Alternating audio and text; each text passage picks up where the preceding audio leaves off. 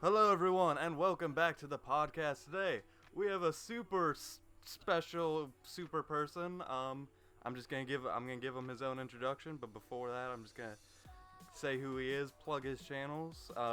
He is the man behind Rewind Reviews. If you haven't seen our comments, he's also in my featured channels, people. He's super cool. He does music reviews. He's also sounds very similar to this guy from this group called Getting In. That's completely off topic though, but I'll let him introduce himself.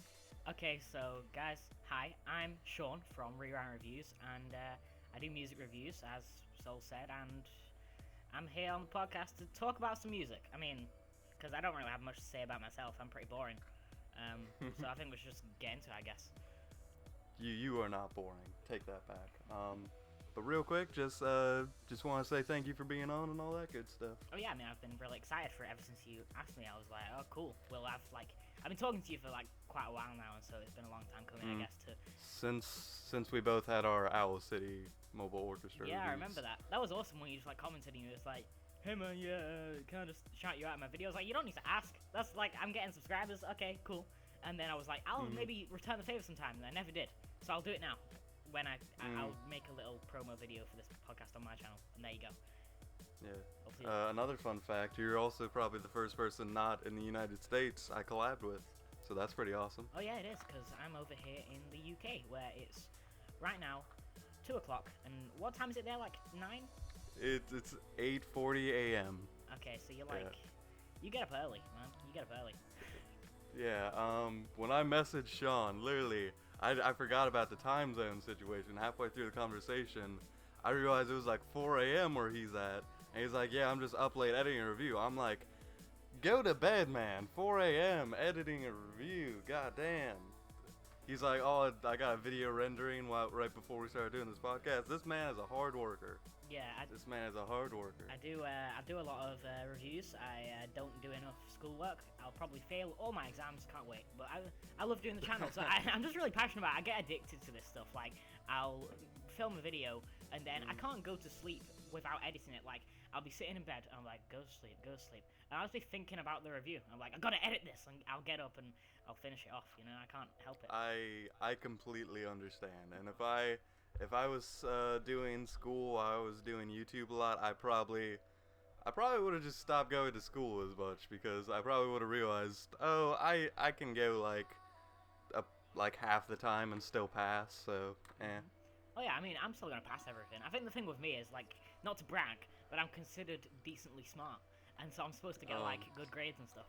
And hopefully I will. I mean, I don't want to talk all about exams. That's a bit of a dull topic, Yeah. but you know, I'm doing okay. I've got them in like a couple months. I think they start, so about 2 months of revision. It's good because actually, like April, there are barely any albums coming out, so I might just take a bit of a break month, possibly. I don't know. I'm not gonna completely stop doing the channel. Don't get worried, any of my viewers, if you're watching this. But hopefully I'll maybe like slow down on the videos just for a little bit to focus on school. If you get me, you know. yeah. Or you don't necessarily have to do album reviews, but anything music related, like you can focus on different things.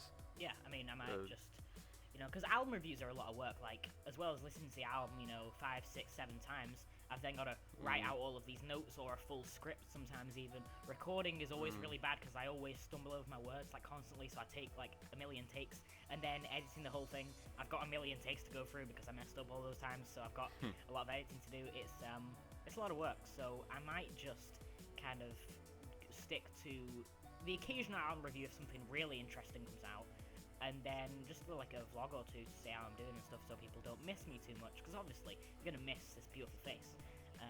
Exactly. Yeah.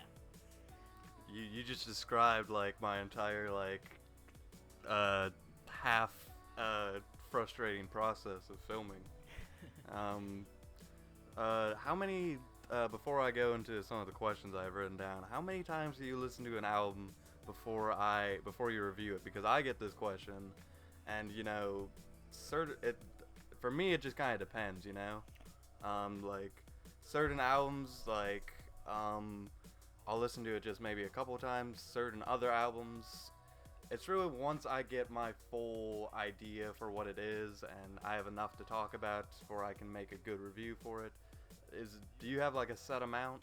I mean, I have like a bar that I at least need to get to, so I always say I've got to Minimum. at least listen 3 times. Because if it's like a really bad album or a really simple pop album or something, I might not want to listen more than 3 times. You know, I might want to get to another album. And I think some of it's kind of prejudice, but when I go into an album, I'm usually thinking, this album lyrically is going to be complex or going to be really simple, and I kind of base it on that. Because I think the thing that takes the most time for me is really getting into lyrics. If I want to. So say if I'm listening to a Kendrick Lamar or something like that, or just something that I find really interesting lyrically, I'm going to try and listen to it a lot more, give it a lot more listens, give it a lot more thought. And I guess that's really not fair, but, it's just, I don't consider myself like a reviewer, I'm just a guy who gives his opinions, so it's cool. So at least 3, but sometimes 12, you know? Yeah, it really kind of depends. Like, because there's only so much time. Because we're a one-person channel type thing, right? So we gotta kind of pick our battles. It's like I could listen to it 10 times, or I could not do the review. So it's we gotta pick our battles. And like what you said, a Kendrick Lamar, let's just be honest, is gonna be more deeper than A Meghan Trainor, Yeah. Yeah, Charlie exactly. Puth, yeah. Like, yeah, no one's gonna pick up the new Charlie Puth album and be like, let's do a lyrical dissection of this. Let's listen to all the different nuances within all the lyrics, all the double meanings, everything like that, because it's just so complex tackling all of these racial issues. Charlie Puth, you know? Just Meghan Trainor, she's really going out there. White lives matter, chubby lives matter. It's a big deal, you guys. It's a big deal. Yeah. Yeah, I had just a couple questions I wrote down. Sean here doesn't know what they are, but I can call you Sean, right? Yeah, sure. Yeah. Yeah, some people are like, don't use my real name As on long the as you internet. don't spell it wrong, because there's a bloody accent on the A, and everyone misses it. But my computer doesn't get accents, so I'm gonna have to go copy and paste it from somewhere else. Does it not really? Can you not get them? No. Alright, okay. That's my U.S. computer. Alright, because, I mean, I don't have, like, an accent key or anything, but it's like a code, like, I think for the A1 anyway, it's Alt and then 160 on the numpad, but, I mean, yeah, copy it from somewhere else. It does kind of annoy me, like, I mean, I don't mind if I'm talking to someone in passing, like, over a messenger or something, and they don't want to go and copy and paste it from somewhere else, but say people doing, like, video descriptions and stuff, spell my name right, please, spell my name. I get that. Yeah, anyway, get back into the questions. Yes, you can call me Sean. Yeah, I was just gonna say real quick. There's probably a way I can do it on my keyboard, but I just am unaware. Look it up, man. Google is your friend. Okay. So how would you just describe your channel and like, in your own words, what do you do and what's it all about? Well, I mean, I'm just gonna keep it pretty concise here. I talk about music. I talk about albums. It's all my opinion. There's no kind of facts behind it. It's very subjective. It's very biased, and don't try to change my opinion with your like hate and stuff. I mean, what I've always wanted the channel to be is kind of a whole. I'm gonna talk about music, but I want it to be a discussion show. Like kind of you guys talk back to me in the comments, and that was kind of the whole point of it. Because really, the origins of the channel come from I love music, and no one else I know loves music. I have no friends, basically, and I'm gonna go on YouTube and I might find a few, and I've found some friends from it, and it's really cool. And it's good to just find people who are into that kind of same stuff as me, because I think this day and age there aren't tons of people listening to full-length albums and stuff like that, and I guess that was kind of the origins of the channel. But I mean, yeah, just talk about music and biased opinions, and people disagree with me, and then we talk about it. It's good.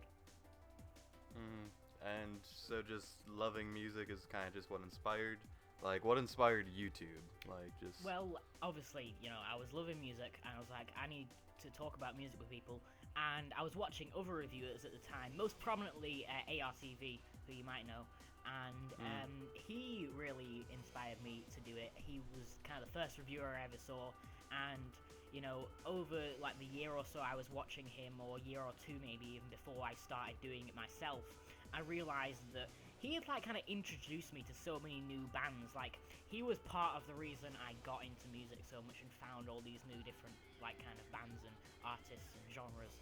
And so I guess I wanted to do that. Like, I think he basically, because music is basically my life, and not to be too kind of cheesy about it, but he basically kind of changed my life by introducing me to so many different bands, because otherwise I wouldn't be the same as I am today. And so I guess I saw him, I was like, well, what if I can do that for people by just introducing them to a new band they really love and just stuff like that. And then I think it was his 5th anniversary of the channel, and he did a little competition where, you know, you comment down below or whatever, and he'll pick like 5 to 10 people who will do like a 30 to 40 minute Google Hangout with.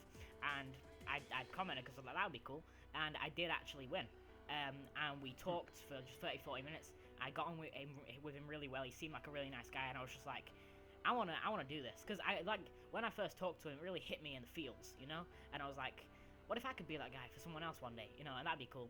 And so I just decided, you know, I'll take a punt, I'll do it, and my confidence kind of grew, and I was like, yeah, I'm gonna talk about records, and that's kind of what inspired me to, I guess, do YouTube.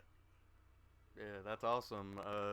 ARTV, if you guys don't know who that is, he's one of the bigger music reviewers. Very good stuff.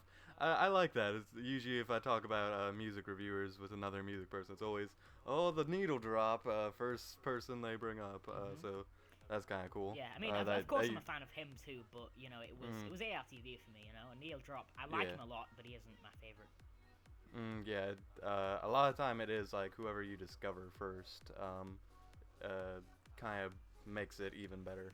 At least that's how it is with me. Yeah, but I mean, there are still people who are new coming out today who even have come after me who are really inspiring me as well. Like Stereola Music Reviews came after me, and he kind of like commented on a video of mine, sending me like his first review, and I remember seeing that, and that he started inspiring me because I like him a lot more than I like me. I think he's really got, you know, a unique style. And then the Sonic Squeeze came out, and they're like a British kind of free piece reviewing place where there's the 3 of them, and they all sit around a table and kind of talk about records, and they're really hilarious, and I love them, and they inspire me too. And it's cool to like make friends with these guys and collab with people like this. And yeah, I mean, I just love the whole YouTube community. I was a bit worried about it when I first got into it, but I really love it. Yeah, I definitely am. All the music reviewers are all super chill. Like some of the commenters and stuff like that. Just there's a certain group that's like that focuses on scores and stuff like that I'm not into. Like I remember my Owl City review. I gave it a 5 and you gave it a 3, and a 5 was generous. Like I easily could have given a 4, but I was like, I like right before I gave it, I was like, I'm feeling a little bit more generous. Literally, I more dislikes than usual. Like so, and I feel people focus on scores too much. People can't learn to, and music is very subjective, right? Like usually like a big budget movie, if it's terrible, everyone's like, oh, it's terrible, or if it's good, most people are like, oh, it's good. Music's all over the place with people's opinions. It really is. Yeah, I mean, I think everything is obviously subjective, but there are things that seem like more subjective. Like movies, people tend to agree on a little more. Then there's music, and then you go to like art and like visual art, and that seems even more subjective because it depends just what kind of stimulates your visual brain, and it gets weirder. But yeah, I mean, music definitely all over the place, and people are gonna like different things. But I think there are still definitely things people can agree on, like this is bad, even if they like it. Like see the new Meghan Trainor album. Well, not new anymore. It came out last year. We've got a new one coming actually late May. Her newest. Yeah. Her debut album that came out. Well, actually, she had some more before that. Whatever, right?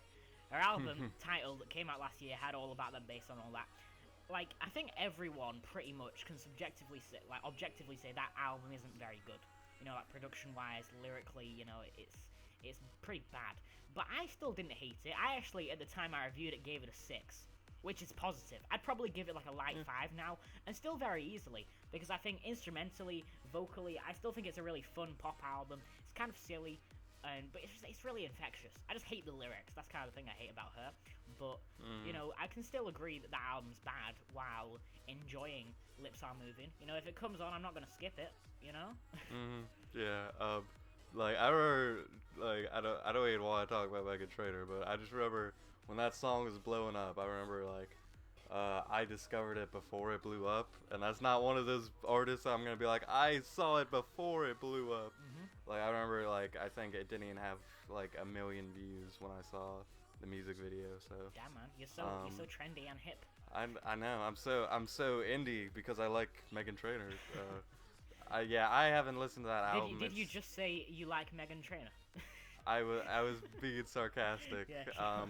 But again, I don't want to like judge her music because I haven't listened to the album, right? So.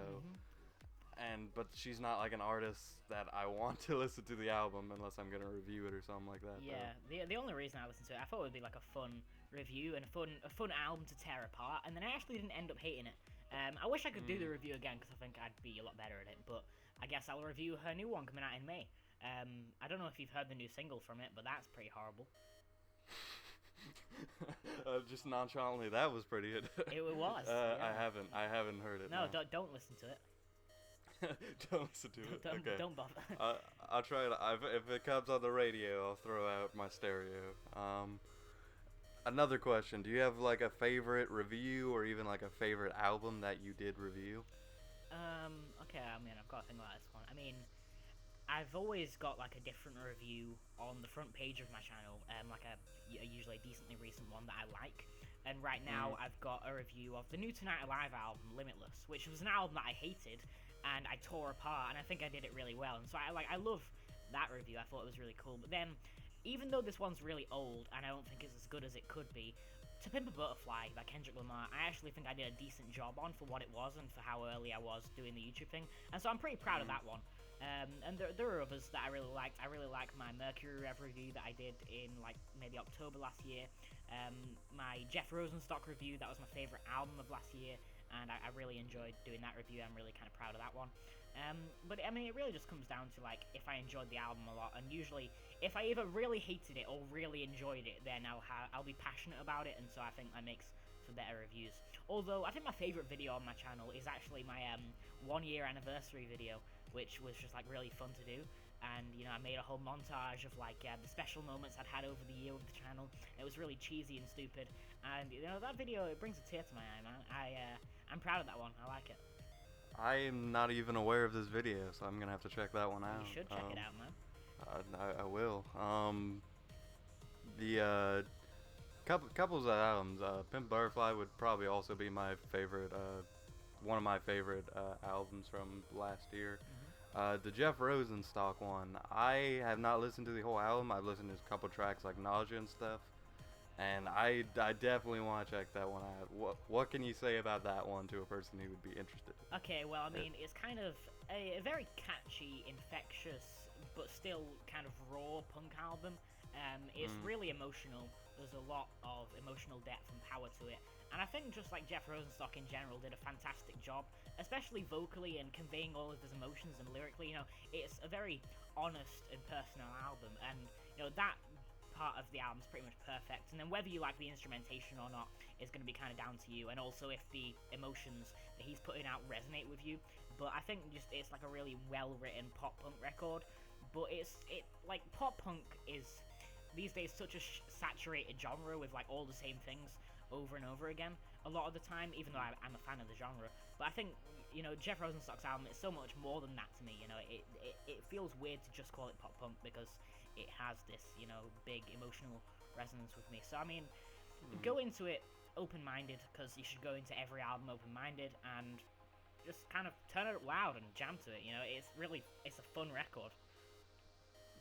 Yeah, I remember I was listening to Nausea, like, in my car, and my friend was like, his voice is cracking. I'm like, his voice is supposed to crack, like, he's...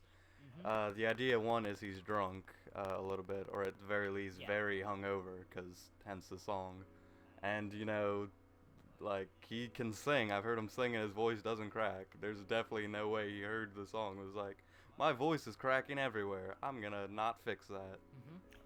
So I definitely want to look into that album. Yeah, vocally is really interesting, because, I mean, his voice does kind of, like, crack or do these weird things a lot, and he sounds like a very normal guy. He doesn't sound like a singer, because he isn't like the best singer in the world. He's not got the most incredible range. He can't hit the most amazing highs, and he doesn't have this arena voice. He's not supposed to. That's not the point. It's like a weird drunken kind of emotional roller coaster. and it's fantastic. But yeah, I mean, like on a technical level, you could say, well, he isn't like a great vocalist. But I think I love him. I love his last album too. I love his work with his past bands like Bomb the Music Industry, Arrogant Sons of Bitches as well, back in like the early 2000s. Yeah, he's done a lot of stuff. He's been around for a while, but I think We Cool, out of the albums I've heard from him, is definitely his best to date. Yeah, he, like, even if you don't have the best, like, vocal range, whatever the hell, like, there's gonna be pros and cons to that, like, if that's your voice, that's your voice. You gotta be able to work with it and make it into a good song, and I think he does that. Yeah, I mean, I think there's one big example that I noticed recently that really made me think about this, and it was David Bowie on his new album, Black Star, which I don't know if you've heard it, but basically, a lot of the time, his voice is cracking, and it's because, you know, he's getting old, he's also dying, which we found out later after the record was released, and so his voice does kind of sound horrible on that record, but he really used it to a great effect. Like, you've just got to work with what you got, and he made it fit with the sound, and it works fantastically. Yeah, definitely. That was another example, like, I was even thinking about.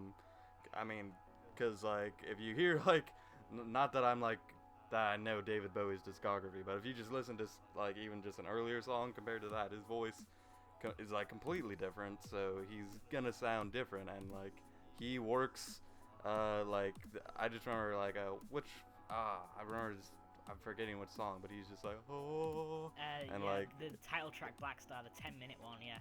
Yeah, his voice is just like this withering and just like not even meshing, but he's working it, and it sounds like natural. Yeah, it's really interesting what people kind of can do when they don't have a good voice. That kind of inspires me, because I mean, I've always wanted to be a musician. I'd like to do that one day and make some music. I'm no singer, but I know, you know, people, I guess, can work it even though they don't have a good voice. So, you know, I might have to do that one day and try and work something out. I love music, so I want to make music. You know, it's cool. Yeah, and even like me, like as a person on YouTube, like I don't necessarily like my voice. I really don't. But like there are certain ways I've noticed on camera that I could say something, or I could present myself, or I like that compared to like I've done some videos where I'm just like my voice is very monotone and I don't like it, and so like there are certain ways you can like present whatever your flaw is to where it's gonna be better. Yeah, I mean, I don't have a great voice either. I think mine's just like too high. I just got a comment recently, actually, like a day ago, and someone was just like, "Your voice is cringy." I was like, "I agree, yeah." Yeah. You know, I don't have no radio voice. I wish I did. It'd be really cool. That was one of the first things I ever wanted to do. Like, it'd be so cool to work in radio. And I was like, I don't have the voice for that. But you know, you just gotta work it. You've just gotta find something else that's really good about yourself and emphasize that instead. Like my beautiful hair, which is obviously, you know, the best. Yeah, freshest trim. Freshest trim. It's not really a fresh trim anymore, though. Like, yeah. I can't really say that anymore. So I'm stopped doing that. I'll have to get another one and then bring it back. Yeah. Normally when I get a haircut, it's like I look like a douche for like at least like 5 days, and then by day 7 or something, I look okay. But you were fresh on day 1. Yeah. Usually I leave cutting my hair way too late, because like the hairdressers is one of my least favorite places in the world. You know, there's hair everywhere. You know, when you get a haircut and you get like loads of hair, like, and everywhere's itchy, and you have to like shower like straight after and stuff, and it's just, I don't like it. And like, because I have such long hair usually, when I cut it, you know, everything is always colder. You know, there are places on my head where I'm feeling the wind. I've not felt that in months. But I realized that I look so much better. Like, I leave my hair growing way too long, and I'm just like, it's so long. But I look fine. And then I cut it, I'm like, I didn't look fine. I look way better now. But yeah, I like my hair right now. But I usually like my hair, you know, not to brag or anything, but I tend to, you know, not really care about my physical appearance too much. Like, I think it's fine. So it's cool. I mean, this is really a great segment for a non-visual podcast, isn't it? I know. Look at his videos if you want visual representation. Like random off-topic thing about hair in a musical-centered podcast, but yeah, I mean, you like, gotta go off on those tangents, man. Always. Yeah, I don't like the hair place either. Like, literally, my brother, who has no experience in haircutting, does an actual good job. randomly, so I let him do it. Okay, that's cool. My mom is also okay at it, so I've let her do it. But I let my brother cut it one time, and he messed up, and it was like literally like 2 days before my prom night. Oh. And God. he fucked it up pretty bad. And then literally he was just like, dude, I don't even want to continue. I'm gonna fuck it up worse. So we went to a hair place, and my hair was like half cut, and it was just going terribly. And the dude at the hair place wasn't that good. It was like this giant black dude. And literally the whole time he was cutting my hair, he was like on the phone, but I didn't know he was on the phone. It was like this little ear thing, and he was just like murmuring to the person on the phone. And I thought he was talking to me. He would be like, yeah, man, cool. I'm like, what? And he didn't answer me, and then he'd be like, oh yeah, that works. I'm like, what? And he just wouldn't answer me. And literally, he's bumping Drake. I'm not even joking, he's bumping Drake. This is around when, if you're reading this, it's too late, was pretty recent. So he's just bumping Drake, talking on the phone. He's like, you want me to cut your face? I'm like, what? He's like, your beard. I was like, oh, I guess. So a very weird experience. Yeah, it sounds strange and kind of uncomfortable as well. It was. I'm getting uncomfortable just like imagining this story. And he had just giant hands, and he was just not even giving a fuck, and he was just, How'd that end up then? How was prom? I mean, it was probably what you expect. It went over really fast. There was a bunch of random horny teenagers. I remember my friend Greg, he crowd surfed, like, cause literally the dance floor was just this tiny square. It was at an aquarium. I don't know why. They were like, oh, it's gonna be water themed. Let's do it at the aquarium. I was like, this is really weird. So I remember my friend Greg crowd surfing. I remember getting yelled at because I was with my girlfriend and we might have been making out. And he was there were people who was like, you can't do that. And literally, I'd like move my hands. There's like people grinding hardcore over there, like right there. And you're gonna get mad at me about that? It was just a cool experience, I guess. But it's definitely not even worth people getting excited over at the same time. Yeah, I mean, prom, I don't know loads about it because it's more of an American thing, but we kind of have it over here. I know at my school, I'm in my last year, and I think we're having a prom at the end of the year. I know some people are like already buying goddamn dresses. I didn't even know it was going to be a thing. People are spending like £200. I don't know what that is in dollars, but like it's a lot. £200 on like a dress. Like, I mean, you're fat anyway. Don't bother. I don't know. I don't get the whole hype around prom. It just seems like silly to me. But I don't know. Yeah, American dollars. I had to spend like $100 renting a suit, and like I didn't want to do that. I was like, fuck that. But it's like, if I don't do that, I have to buy one, and that's just as bad. Yeah. So I mean, I don't even think I'm going, but if I do, I'm not wearing no fancy shit. But I don't even think I'm gonna go. I mean, like, cause I have a girlfriend as well. She doesn't want to go either. She isn't really bothered. So I don't know. I don't think I'm gonna go. I don't like anyone at my school. I don't have any friends. So I'm like, I don't need to say goodbye to anyone. So I might as well just kind of hang out at home, bump some Drake. Yeah. Get a haircut again. I might. By that time, that'll probably be around the next time I get a haircut, I guess. Really off topic, but who gives a shit? I just wanted to get maybe some musical recommendations from you. Like, what have you been listening?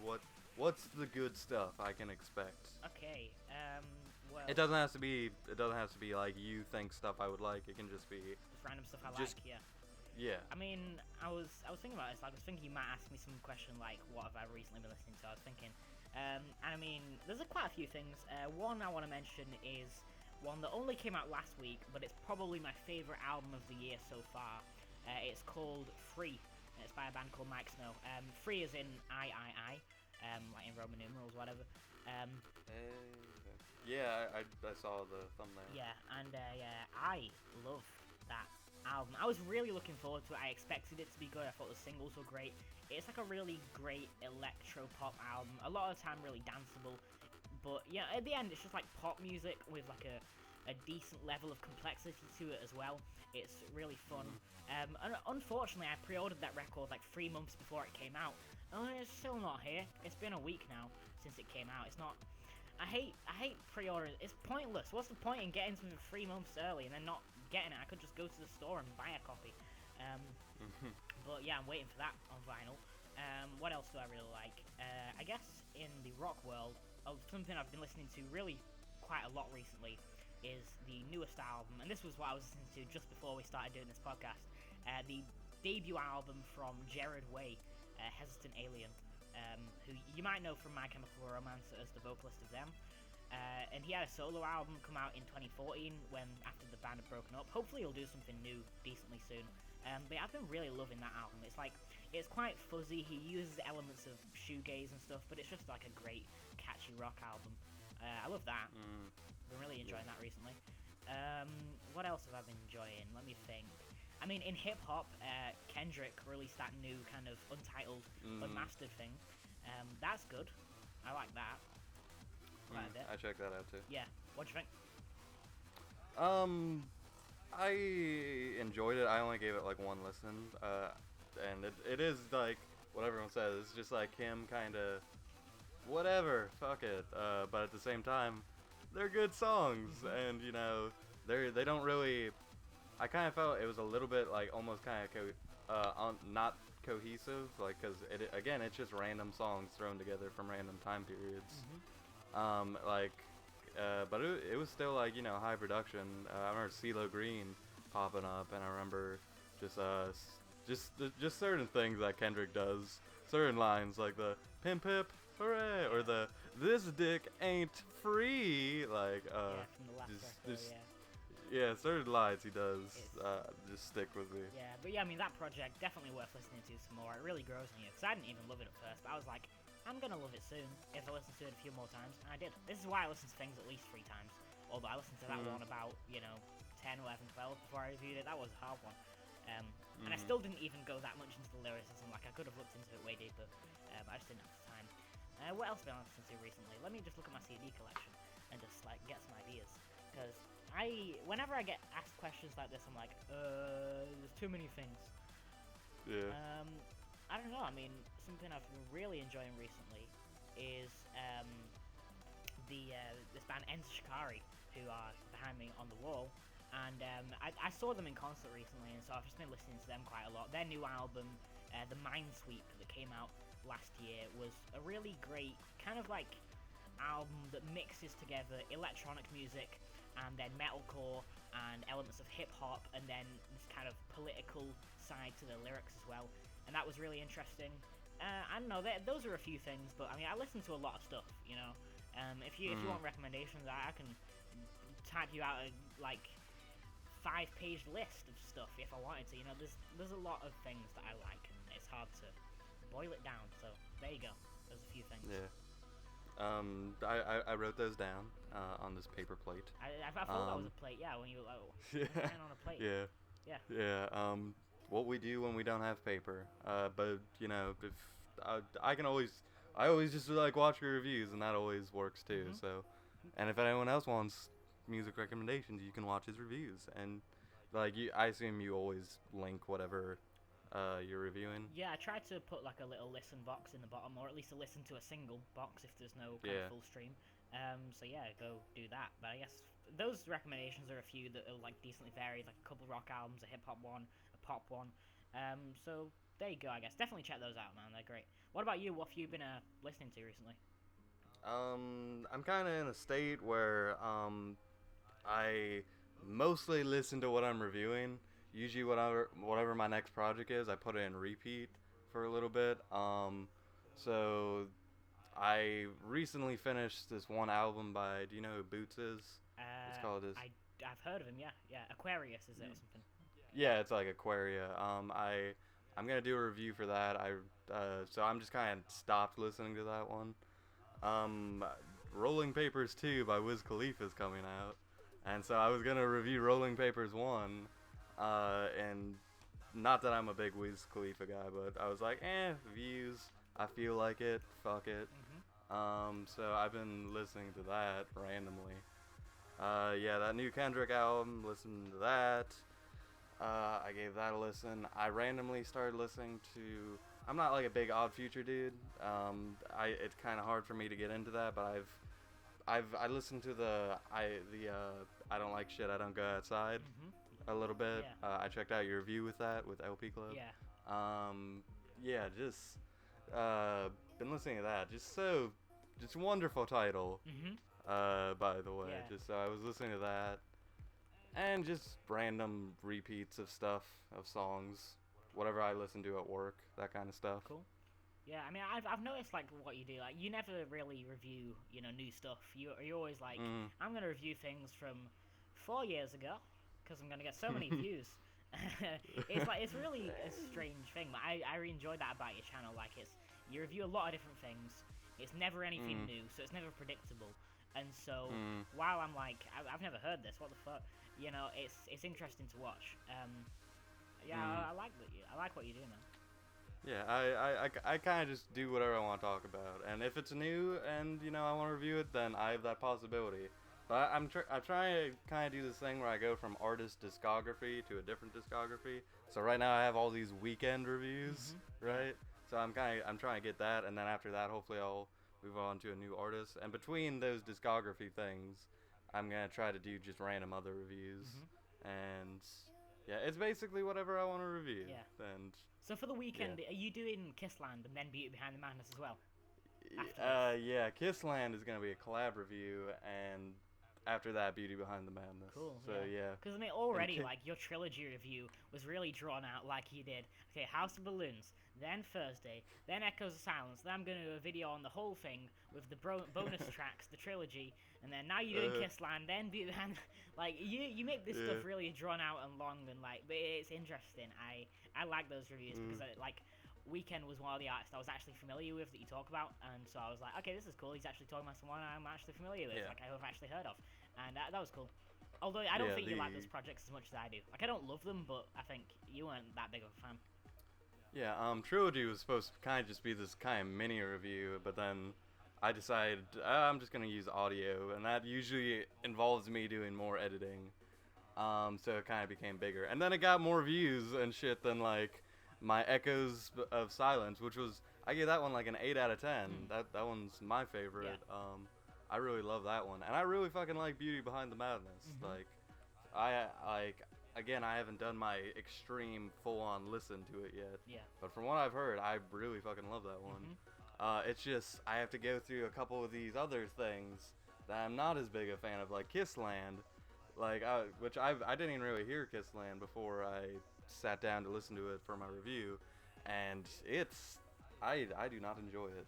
I do not. Fair enough. I'm not too familiar with Kissland because whenever I've listened to it, I've always found it boring. Like, I only got into the Weekend like last year when Beauty Behind the Madness was coming up, and I was planning to review it. I knew the singles, I liked some of them, and so I was like, okay, well, I'll definitely have to review this.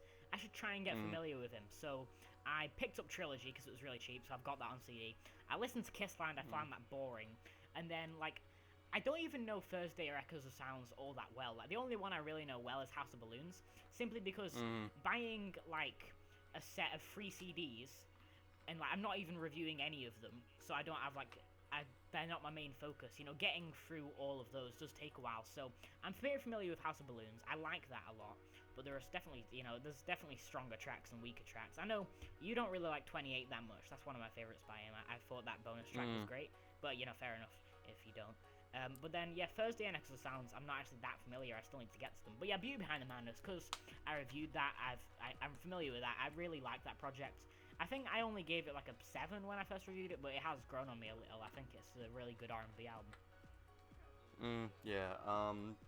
28. I don't know. The instrumental I thought was just kind of boring, and his voice just sounds whiny at some times. Like, his voice is really high pitched, and he's making sad music, so it's not like a stretch to say it can be whiny, but it depends on like the instrumental and how he delivers it. Like, certain songs he's like being all sad and oh, I have to have sex, no. and I'm just like, I feel you. And then certain other songs he's doing the exact same thing. I'm like, quit whining about getting your dick wet. Yeah, it's weird whines about. Like, his music does sound so sad, but especially on those earlier projects, it's hard to really get what he's sad about. I mean, it's just the whole like sex thing, and he's doing a lot of drugs. He's drinking a lot, and I guess it's again this kind of like drunken after party moment, and he's just like really he's kind of crashing, I guess, from that really amazing night or whatever. But it's kind of weird how he puts it together. But I really like 28. I thought 28 was great. It's definitely one of my favorite songs by him. But yeah, you know. I would definitely recommend checking out Echoes of Silence. He does a lot of like he's obviously like a big Michael Jackson fan. Yeah, he does a cover of Dirty Diana on that. DD at the start of the record, yeah, because I remember that one just because it stood out to me. Because I have listened to the mixtape like 2 times at least, but I find it hard to like remember things. Like with the fact that that say listening to that trilogy isn't my focus because I'm doing reviews and stuff. Like I listened to Echoes of Silence, and then the next time I get around to it again is like 3 months later, and I'm like, okay, well, I don't remember last time I listened to it. I don't remember anything about it. Let's listen to it again, and everything sounds fresh. And so if I go back to it now, I'll be like, oh, I don't remember any of these. Eventually, I'll get into it though, and I'll be like, okay, I know what I'm talking about now. But yeah, I mean, I really like House of Balloons, and I think Thursday's cool. That's the other one I'm okay with. And then Echoes of Silence, I'll get to eventually, I guess. And then maybe Kissland, because I mean, I'm not familiar with it, really. Yeah. And by the way, just like your record collection behind you, I am jelly. Yeah. Cause I collect cause I review a lot of random shit. So I collect each of different things from each of those things. Like I have a bunch of movies and games, and it's like my music collection is so whimpery and it's so small, and I don't have like a record store or anything like that near me. Yeah. And ordering off eBay for every album can just kind of be unfun, I guess. Yeah. That's a word. Yeah, I mean, I'm sure just like if I saw like your movie collection or your video game collection, I'd be like, that's so cool. I mean, before I really got into music, I like a decent amount of movies. I've got like a bit of a shelf over there, but I'm not really a movie guy. Like most of my favorite movies are just movies from my childhood because nostalgia. Because like I'm not really a big movie guy. I don't like last year I maybe saw 3 or 4 movies in cinemas, and that was it. And then same with my video game collection. Like I got rid of a lot of them because video games I really loved back in the day when I was like younger. But they're such a time-consuming thing, and they're also really expensive. So I kind of was just like, all right, well, music then. Music it is because it's less expensive and it's less toxic as well. Like, I get really addicted to games, and I knew especially say getting to this stage where I'm doing exams like pretty soon for my final year of school. I'm not gonna concentrate if I have video games. So. Like I have a PlayStation over there and stuff, but I don't really play anymore too much, which is kind of good thing, but I do miss it a little. Yeah, I completely understand that. One good thing about having reviews of movies and music and different things, it's like if I get worn out on like listening to too much music, or if it's like slow, I can just do something else, and it's I can go back and forth. So that's why I like doing that. And I've definitely just been like, I don't want to play a video game for like 3 months. So they're definitely, I like that I can like pick and choose. Yeah, and the thing is as well, like, I mean, I remember when I first started doing the channel, just people are like idiots about it. It's like, oh my god, YouTube channel, you're making all that YouTube money and stuff. And they like give suggestions like, yeah, review video games, because like we like video games, review, it's way more expensive. And video game, you have to like play for like ages to really do a proper in-depth review. Like sure you can give kind of your first impressions, and people would do that with albums too. Like they listen once and they just give you their opinion, which I'm cool with. But just for me personally, I like doing things in depth, and so I mean originally this channel was going to be a kind of group channel, and I had a friend who was thinking of doing some movie reviews on here and some game reviews on here. It was going to be a whole like kind of group thing, and then we would maybe let other people on to do their reviews too, and it would be fun. It'd be cool. I'd get my friends to come on, and it'd be like a whole group thing. But then, he's just like a really unreliable dude. We're not really friends anymore because he's like let me down so many times. So that just never kind of happened. But I was kind of really hoping for this to be a group channel. So, I mean, like video games and films and movies, never out of the question. It was just, what I feel I'm most confident in talking about in detail is music, and I'm not even that great at that. So it's just one thing at a time, and I can only handle music, and I can't handle more things than that, really. Yeah. I think you're good at the music reviews. Quick now. I want to say when I review a game, I used to have a rule like I'd have to play it at least twice, but literally I canceled that rule because playing a video game twice just for a review, that's like 20 hours of time, and it's like, so usually I'm just gonna play it once. I'm gonna do as much as I can, but I can only spend so much time, and that's what my reviews are. Like, they're just my opinion. I'm probably not gonna play that game again, so I kind of just gotta get the most of what I can. What was another notes? You said some, and I'm trying to forget some. What did you say? Oh yeah, the view. What you said about YouTube, buddy. Like literally, I assume neither of us have really made money on. Yeah. Haven't seen a cent. If anything, I've lost a pretty good amount of money. But literally, I remember, because when you make about like $10, right? YouTube sends you like a thing in the mail just to make sure your address is okay. So if you ever do make money, your address is verified, or at least that's what happened to me. And literally, I just like I put on Facebook a random thing like, oh, I got something from Google in the mail. I'm so cool, like, as a joke. And literally like 10 people who didn't give a fuck about anything, any of my reviews, not subscribed or anything. Like, what was that, man? Are you making money off of YouTube? What's going on there? Do you want help? And I was like, fuck you. I was just like, you're all sellouts. And like, people I haven't talked to literally in years off of a joke thing. It was almost just sad. I was like, really? And even if I did make money, it wouldn't be much. Like, Yeah.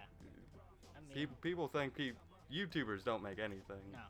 Especially like YouTubers like us, like people think like, oh, say like me, I've got, around 400 now. 400, you must be making so much, I get like, if I did have like an AdSense account and I tried to make money, I would make like, I don't know, like 2 cents a video or something probably. It's just, that's why I've never set one up, because it just seems kind of pointless, and because, I am, a younger person, I'd have to like get a parent or whatever to set the whole thing up. I don't want to bother them with me making like £2 in a year. So I've just never really bothered with it. You don't make money off this stuff until you get really big, and music reviewing generally isn't really big, and I'm definitely not really big. So but some people just assume, like, because I've been doing videos for like a year and I have like a decent following now, like, oh, you must be making so much money. No. Yeah. I think it's like at least worth doing if you want to wait till you're a little bit bigger, like, I'd go for it. But it doesn't hurt, and yeah. What was I gonna say? So maybe final discussion.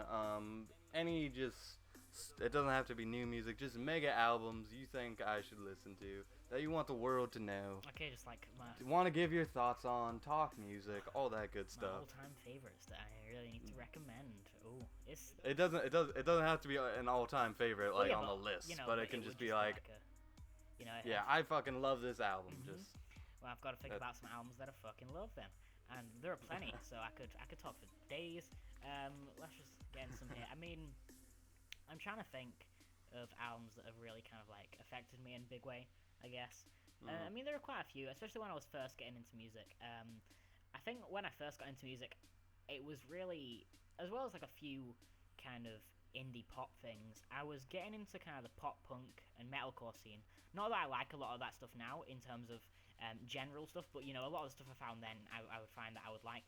I'm a really big fan of this band called Pierce the Veil, who are a post-hardcore band from San Diego, I believe.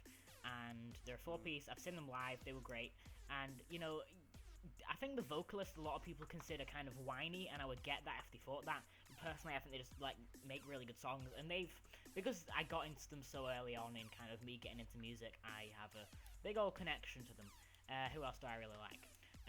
I don't know if you probably have heard of Gym Class Heroes. Who have had some big hits, from like their 2011 record. And what I really like from them, I mean, I like their latest record too, even though it was a little more poppy.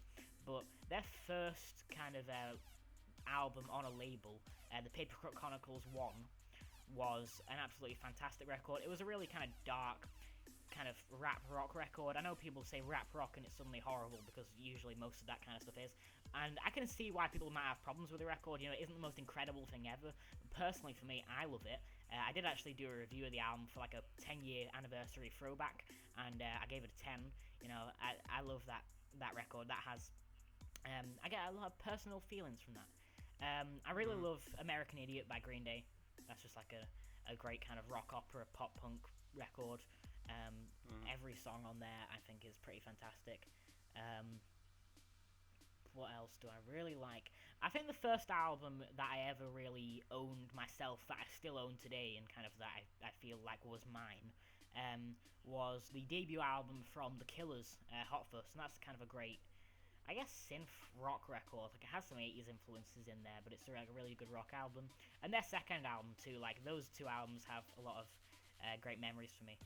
But I mean, you know, there are a lot of albums that I could just go on forever about. I like a lot of stuff. I mean, I'm trying to think of something that people don't listen to, like that people don't know about, that I love and that I want people to check out. I guess one band that I really like that not a lot of people seem to listen to, at least over in the US, is a band called Biffy Clyro. They're a Scottish kind of alt rock band trio, and their newest album, Opposites, as well as their like fourth record, Puzzle, they're both incredible albums with just like amazing rock music, incredible artwork as well, because I'm a big fan of album artwork and stuff like that. I've always loved them and just their songwriting, and I think they don't get enough love, at least in the review community. Like, I barely ever see anyone talk about them. Hopefully we'll have something new this year too, so I'm excited for that. But yeah, I mean, it's such a broad question, I find it kind of hard to answer, so there's just a I just a completely few, understand. Like, I couldn't do much better, in all honesty. Well, I mean, what about you then? Like, just what are some of your like brief all-time favorites? I guess I'm interested. You know, what are you into? Oh God, I'm totally not pulling up my music right now. Now you know what position you put me in, man. Come on. God, it's like, I don't want people to judge me. I just don't. And now my thing is not working. Well, when I started to get into music, I was like kind of that white kid rap music a little bit. Like, when I first started getting into music, a lot of my brother's music, like, he's like into Mac Miller and shit like that, so that kind of leaked in, but that I couldn't really gravitate towards that. So like Eminem obviously like was the like first thing I was like, oh, music, I'm so white. So definitely both the Marshall Mathers from Eminem I'm a pretty big fan of. There's this guy named, I'm actually gonna hopefully do a review. His name is Neat. Just look at Neat Haru. It's like it's just like electronic. He samples a pretty good amount of music, and he just meshes beauty, electronic music, and it's really great. I enjoyed early Kid Cudi, definitely not new Kid Cudi. You did a review for that, right? No, I never did, because I heard all of the horrible things about it. I was just like, I'm not going to listen to this. And then out of curiosity, I did get through about half of it, and I was like, yeah, I'm not listening to the rest, because I'm not reviewing this, so I'm not going to subject myself to the rest of this. Yeah, I hate that album, man. It's horrible. Yeah, I completely understand. I really love Acid Rap by Chance the Rapper. Again, most of these you people probably know about. You are much deeper down the rabbit hole of music than me. I can easily say. Recent music. My friend, there's this group called Caravan Palace. It's like, he called it, what was it called? The genre. It was like electro swing or something. Yeah, it's that, and I have been listening to that. I really enjoyed that. That's not like an all-time favorite. I've heard about that, and I mean to check it out, because there's a reviewer who I actually just thought about for the first time in a while today, and I realized he's not done a review in ages. Where's he gone? Because he said he'd be doing like 2 videos a week. And he's disappeared, so I'm gonna have to message him. But he was talking about that album, and I should definitely check that out. Yeah, I would definitely. It's I mean, it's not like it's just noise. There aren't lyrics or anything, but and that's literally all their music is just it's like jazz meets electronic clusterfuck of beauty. Cool. That's the best word I could. I say clusterfuck of beauty sometimes. Let's see. And again, very basic. Pimp a Butterfly again. Yeah. That would probably be up there. Pretty great. Yeah. And I'm not even like a Kendrick. Like I don't like jump on everything he does, and I'm like it's so great. Like I just really like Pimp a Butterfly. Like even Good Kid, Mad City. As much as I enjoyed it, I wouldn't say I like loved it or anything. Just Pimp a Butterfly. That was like one of the first albums, not first albums, but one of the bigger albums. Like I sat down, I listened to it 100%. Because for me, a lot of time music unfortunately goes to the background, and like, but when I review something, I sit down and listen to it like it's like I'm watching a movie or something. But To Pimp a Butterfly was one of those albums. I just did it. I was like on an airplane, one of my first airplane rides. Actually, my first airplane ride. I said airplane ride. I'm so white. My first airplane trip, and I just sat down, listened to it. Literally, when the flight took off, that's when I started listening to it, and when it descended is when it finished. And it was just very good experience, and I very much enjoyed it. Oh yeah, J. Cole, Forest Hill Drive, another thing. I never really liked that album. I never really got the hype around it. I mean, I've listened to it a couple times, and I should listen a little more to really get, because I don't. Yeah. While I don't love it, I couldn't explain in detail why I don't love it, and so I need to listen more. But I didn't really. There were a few good songs. I like Wet Dreams. That's great. Yeah. What was I gonna say?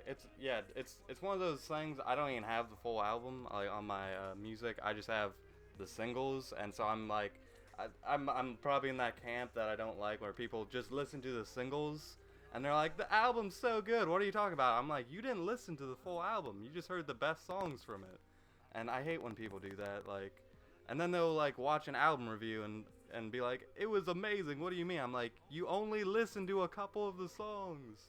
You don't know what you're talking about. I'm sorry. If I was just reviewing the singles, I'd give it like 10 out of 100 million or something. Oh wait, that would be really like low. a really bad score. Yeah, it would be 10 out of 10. That's like 0.01 but, out of 10 or something. That's horrible. But yeah, that would be terrible. But you know what I mean. So I've just listened to a couple singles and a couple other ones, but I really enjoy those singles. Like the Apparently and again Wet Dreams and stuff like that. So yeah, are you writing stuff down too? No, I'm just crossing something out. It's something else. I'm not writing any of your suggestions down. I'll remember them. But I will plan to check some of those out, because while I've heard most of them, like I mean, especially like Caravan Powers and stuff like that, it seems really interesting. I'd like to listen to that. Actually, I will write them down, because it's worth doing. Because otherwise I will forget about them probably. Caravan Powers, Carry on though. Yeah. If you have any more. Yeah. No, I think that's it. Again, if I was to do an all-time actual list, I think you could say the same. It would be very well constructed, and so it's like I don't even want to say it because it's so just all over the place. Yeah, that's the thing though. Like, if I ever did one, it would be so all over the place that I don't think I ever will. It'd be so hard to put together. Like, oh, I know. I don't know if you ever saw the little video I did about what happened to my top tracks and top albums of 2015 lists. But basically, my top tracks of 2015 was a 64 track list. That's just the number I use. I think you made a video about it, explaining the situation and technical difficulties. Yeah, technical difficulties, right? I spent like a good few constant days on it. Like the filming was like over multiple days because it was that ridiculous. The editing was like horrible. I was actually talking about this yesterday with someone else as well. And it was just like it just wouldn't render. I mean, so next time I'm definitely gonna plan it out more.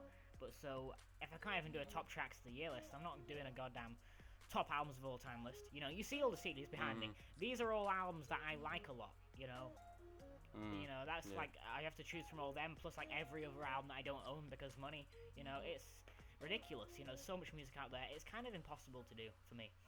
Oh yeah, definitely. There's literally every day there's something coming out, and like literally just to do the bigger stuff, like even like a channel like yours, like where you discuss all the top things and listen to all, like, not the top things but the new stuff. It's like it's still just impossible to keep up with. Yeah.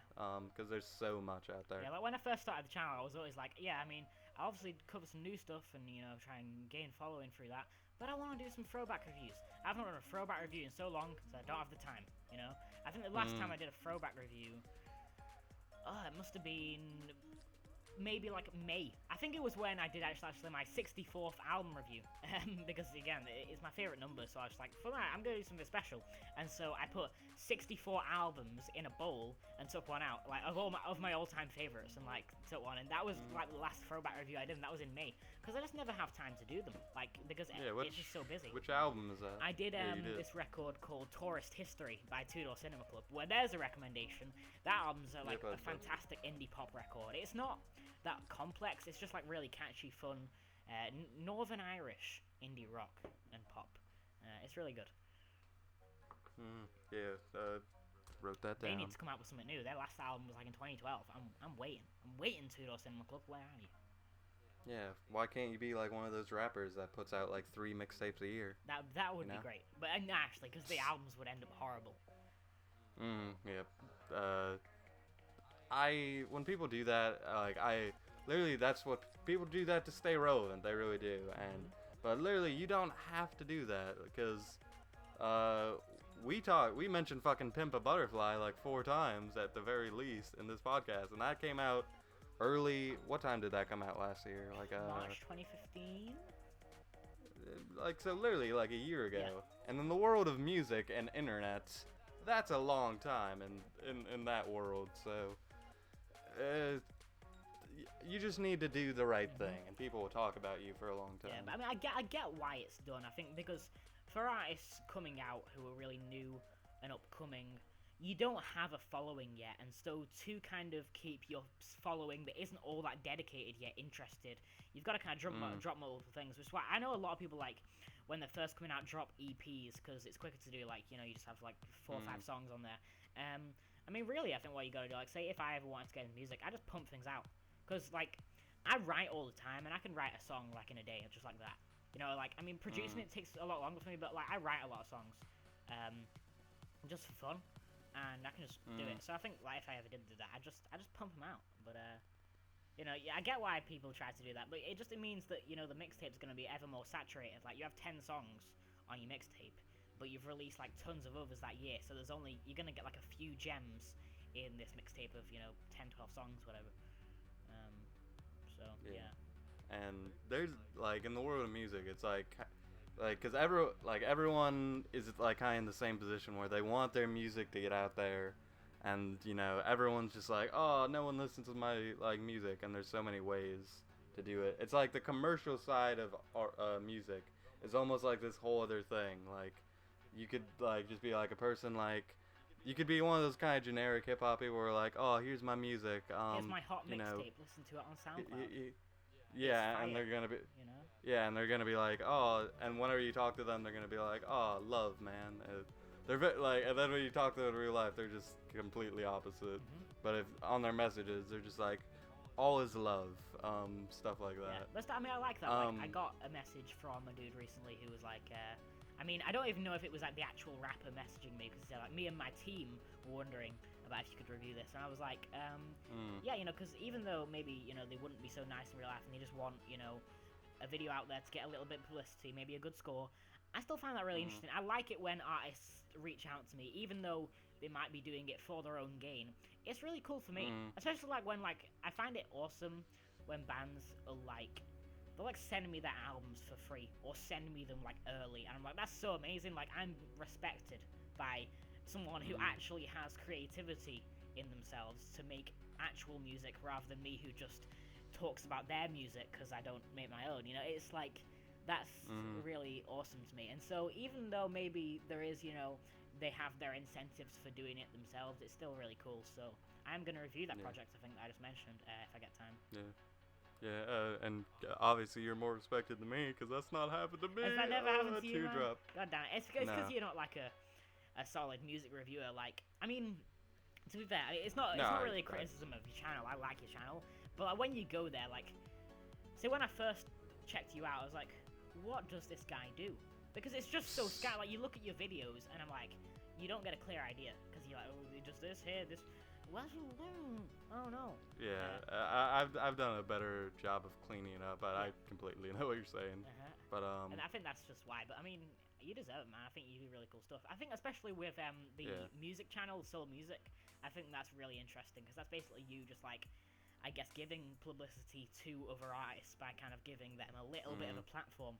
It'd be so cool if that channel grows a little more, man. I'm really hoping that happens, because it's like it's an interesting concept. I really like how you're kind of like you're so generous to the community for like no gain, and it's really interesting. I think that's cool that you do that. I try to.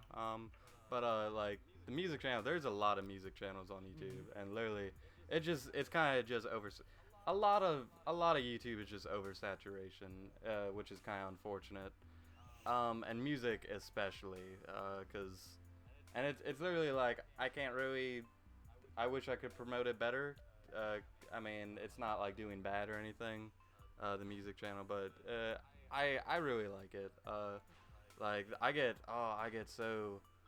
do get fed up with it though, just for copyright reasons, because any remixes are hard to put on YouTube. Which I've learned. I didn't think it'd be so hard. Or some artists, even if it has like 50 views, like you'd be surprised they've copyrighted it, and I'm like, oh, I have permission from the artist, and then YouTube's like, I don't care, it's still whatever. And it's like, I'm always scared, because I got that one strike, right, where they were already making money off my video, which I don't really give a shit about. Because you don't make money anyway. Yeah, so like, when they said that, I don't really care, but they're like, no, now we're more upset. You get a strike, videos down. Whenever I see like a video get flagged, I'm just like, okay, I'm scared now. Yeah, I get that, because you know, freeing your channel gets taken down. Though I'd be so unhappy if that happened. Like, I think I've never gotten a strike like that. Like, I've had a video taken down before, and it was an Owl City review of the first single from the album Verge. And there was just a little clip of the song, which is why I don't have little clips of the songs before the start of their videos anymore. But just because I can't bother like re-uploading things, you know, it's just annoying. But you know, that was kind of weird, just getting that taken down, and you know, because I just didn't like the song anyway, and it got taken down. It was weird. You know, I hate that kind of automated system they have where it's just, you know, oh, I hear like 10 seconds of audio here. Definitely must be the whole song. Let's take it down. And if we lived in like a better YouTube where like fair use was an actual used well, like videos would be a lot more professional. Like, not more professional, but like people would want to watch them more. Just like, oh, they're using if they just use clips accordingly, it would be much formatted better. And what was I gonna say? Yeah, just like a little clip. Like I still try to get like a tiny clip in there, and sometimes I'll have to just like mess with the audio a little bit, and so I'll be like, oh, I'll just add a little bit of reverb, or I'll do some. I was like, hopefully no one will notice. And then YouTube was still like, nope, we still think it's fake. And I'm like, okay, I gotta go back and edit it more. And then by the end, it doesn't even sound like the original. And people are like, why is this random clip in here? I'm just like, I'm sorry, I already did the whole review, and it's too late to go back. And then it just becomes pointless, which is why I've stopped trying, you know. It's just like more editing. So I try to articulate myself the best I can, so people don't have to hear things, and that they can get an idea. But I mean, yeah, like, me as a music review watcher and a YouTube viewer, you know, I always find reviews more interesting if I know the album. It's just logical, you know, because I can kind of compare my thoughts to their thoughts, rather than them just spewing off some stuff and me kind of being like, well, I don't know what I think of it because I've never heard it, so I just have to kind of guess what I would think of it, or go listen to it, and that takes time, and then you go back to it, and it's a whole thing. I don't have time for every video to go and listen to the record as well. Yeah. Sometimes what I do is when I watch a review, because most reviews, the description is in the same format, right? It's like, listen, out of 10 favorite tracks. So sometimes I'll like to listen to the album or whatever in the background while I watch the review. Uh, and sometimes that kind of helps. I usually try to recommend people to do that when they watch music reviews. Yeah. Um, so I'm trying to think here. I do have to leave in about a couple minutes. Are there any last things you want to talk about? Not particularly, man. But I'm gonna say I've had a really good time. This was real fun. I was kind of worried, like, because you were just like, let's talk music. And I was like, what's he gonna ask me? I'm so worried. What if he's gonna say something I don't know what to say? Oh my god, podcast. But yeah, I had a really great time. It was Yeah. fun. Oh yeah. If anything, I was afraid he's gonna debunk me in music. He's gonna ask me like, oh, have you heard the new Arctic Seas of Rosenstock, Kendrick, whatever? I'm gonna be like, no, I didn't. I'm not cool. I'm sorry. No, that's not the point. But, the point is that if I say, have you listened to this? And you're like, no, go listen to it. It's probably good. So yeah, you also get some of those recommendations, man. And I got a little list here. I'm gonna look at some of these as well. Yeah. And if you ever want to recommend me stuff, just send me the messages and stuff. And if you ever want to be on the podcast in the future, I'll let you know if we got room for it, and if that's something you want to do. That's something you can do. Yeah, that'd be cool, man. Because I had a great time just kind of talking about music. We could like maybe have like we could have like a topic and discuss that rather than just talking about random stuff. Because we obviously just kind of came into this random. You know, it'd be cool. It'd be interesting. Yeah. And with that being said, guys, subscribe to Rewind Reviews. I stutter sometimes, and cause super cool dude makes really good music reviews, even though he doesn't think they're great. They're great, Sean.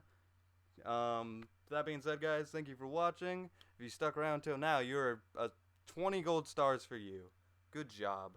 But with that being said, I will see you next time. Thank you for watching. Have a good day. And with that, we leave you.